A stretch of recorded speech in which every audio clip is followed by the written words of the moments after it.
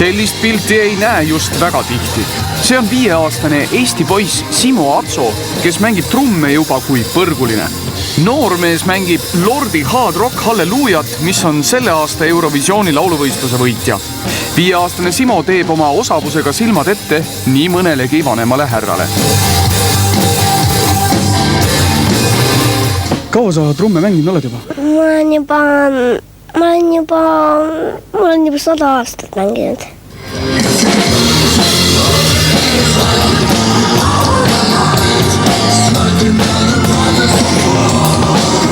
Trummide taha sattumine ei ole Simo jaoks aga juhuslik.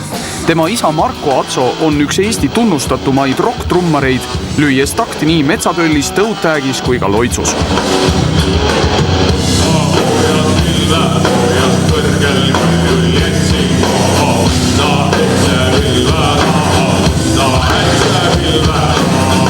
Mis saab aga noorest trummiheerosest tulevikus? Tahaksin mängida bändis. Päris.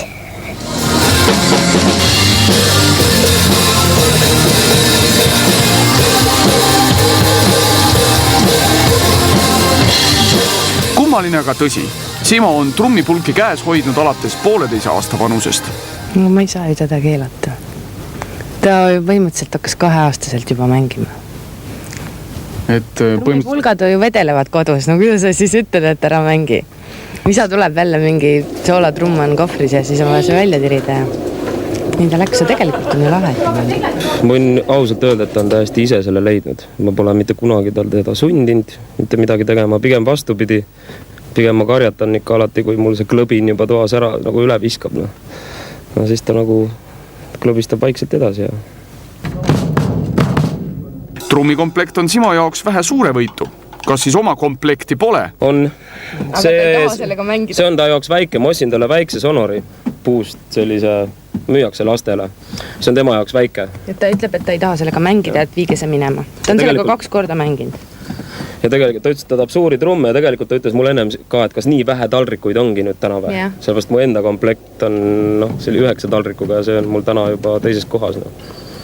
Et tegelikult ta tahaks, et oleks palju taldrikuid ka. Sünnipäeva kink, no ma ei tea, mis oli. Küsisin Simo, et mida sa tahad sünnipäevaks? Ma tahan sulle mingi asja, et mida sa sünnipäevaks tahad? Siis ta ütles mulle, okei. Mõtles natuke ja ütles, et ma tahan endale 6 taldrikut.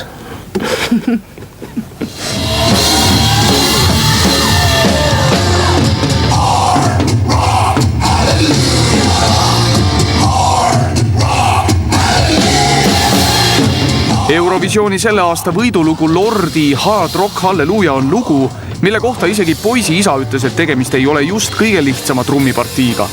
Keerulised üleminekud ja käigud polegi iga ühele nii jõukohased. Mis seal ikka? Proovime järgi. Reporteri saate tegija peab ju ka ilmas kõike oskama, kui meenutada reporteri töölevõtmisteste. Alates esmaabist ja lõpetades pallitantsuga.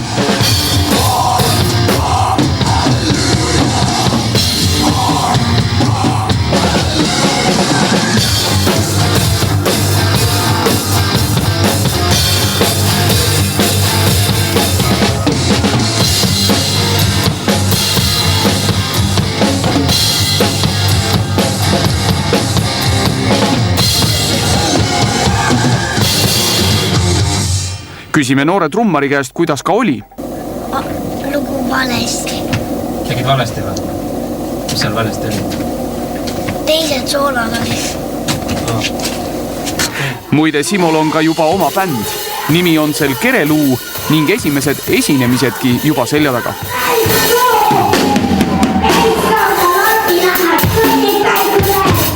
Kereluu laulja nimi on Markus Jussila ja tema on 7-aastane.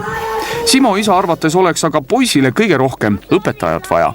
Ei ole neid õpetajaid ka võtta kedagi. Ja eriti, kes 5-aastast õpetada tahaks. Kui keegi tahab teda õpetada, siis võtke meiega ühendust. Jah, ma oleks hea meelega paneks ta kohe kuhugi kooli, kes viitsib nagu. Aga trumme hakatakse õpetama 10-aastasest alates, see ongi see jama. Mis aga juhtub siis, kui Simo peaks paari aasta pärast pulgad nurka viskama? Lasku minna, mitte mingit asja. Absoluutselt, see on kõige valem asi, kui kedagi sundima hakata millekski. Mind sunniti, vanaisa sundis mind ja vanaema sundisid mind kunagi blokkflööti mängima. mulle meeldis plokkflööti mängida kuni sinnamaani, kus mind hakati seda sundima, siis ma läksin ja lõin salaja selle plokkflöödi pooleks. Ja pärast seda ma ei ole plokkflööti mänginud, et ärge sundige vanemad lapsi mitte millekski, et nad ise tahavad. Siin on ehe näide, kuidas ta on ise otsib, harjutab, kui ta trummipulki ei leia, siis ta võtab mingisugused toika. Oi, see on hea, kuidas ta maale läheb vanaema juurde ja vahest jäävad trummipulgad koju, siis vanaema räägib jälle, ma helistan, et noh, et kuidas teil läheb seal esimesed paar tundi. Mis sa arvad, me käisime jälle metsas, tegime jälle pulki suure hunniku, et vanaema peab talle pulki vestma metsas. Niimoodi on ja kogu aeg.